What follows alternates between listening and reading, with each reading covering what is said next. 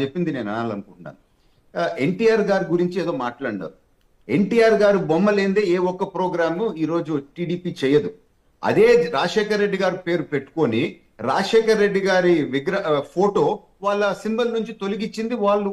ఎందుకు తొలగించినారు అది వాళ్ళు ఎక్స్ప్లెయిన్ చేయగలగాలి.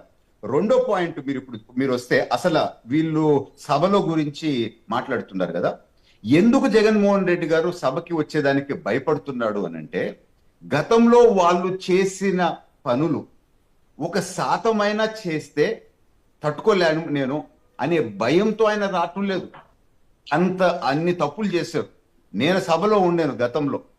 కొడాలి నాని మన మన లారీ క్లీనర్ ఎట్ట బయట నుంచి ఎక్కి అద్దం తుడుస్తాడో అట్ట కింద నుంచి ఎక్కి చైర్మన్ పోడియం పైకి చేయి పెట్టుకొని ఉన్నాడు. ఫోటో ఉంది. మన మంత్రి ఎవరు, నెల్లూరు మంత్రి మన అనిల్ కుమార్ చట్టసభలో జిప్ ఇప్పేశాడు.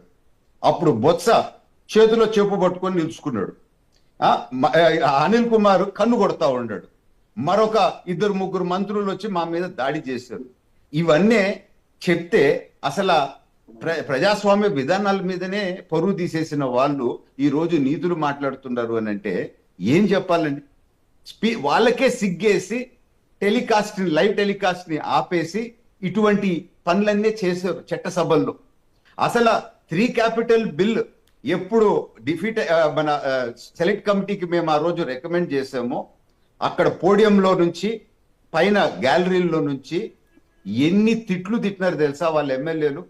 నిజంగా నేను చెప్తున్నాను రాజేష్ గారు, తెలుగులో అన్ని తిట్లు ఉంటాయని చెప్పి నాకు ఆ రోజే తెలిసింది.